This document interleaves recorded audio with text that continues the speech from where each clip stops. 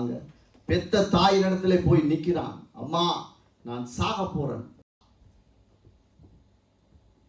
நீ சாகு, ஆனா திருவண்ணாமலையில செத்துறாது. படிப்பிப்ப என்ன வந்தாலும் தாங்குவன், ரத்தத்தையே உனக்கு பாலாய் தாரணை எல்லாம் சொல்லி வளர்த்துருப்பாங்க. அவன் செய்த ஒரு தவறு, பிழைதான். எல்லாரும் கைவிடப்பட்டு 30 வயது வாலிபன் தனி மனிதனாய் நிற்கிறான். எப்படி இருக்கும்னு யோசிச்சு பாருங்க. படித்த ஃப்ரெண்ட்ஸ் கதைக்கிறது இல்லை, அண்ணன் தம்பி அக்கா ஓற்றுவரும் இல்லை, சகலரும் தனி மரம் என்றா தனி மரம் தான்.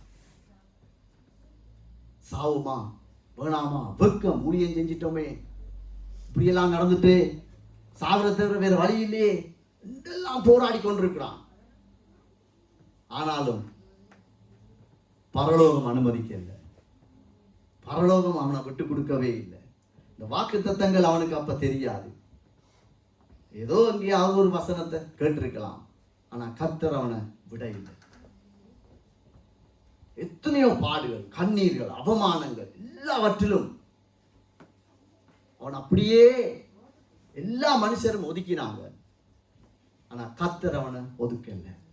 ஆனா அவனுக்கு தெரியவும் இல்லை இது ஆண்டவர் என்ன செய்ய போறான் இல்லை. ஆனா அவனுக்குள்ள இருந்த ஒரு பாரம், இந்த பிள்ளைகளை பார்க்கும்போது பிள்ளைகளை விட்டுட்டு நான் போயிடக்கூடாது. ஏண்டா அவன் அந்த அநாதை இல்லத்திலே இருந்ததை அவனுக்கு ஞாபகம் வந்திருக்கு.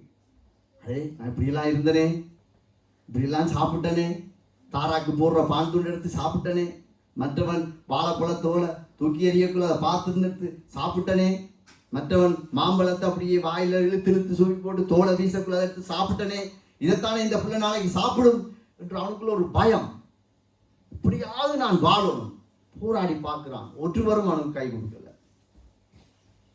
ஒருவரும் கை கொடுக்கல. தனி மரம். அவன் செய்தது பிழைதான்.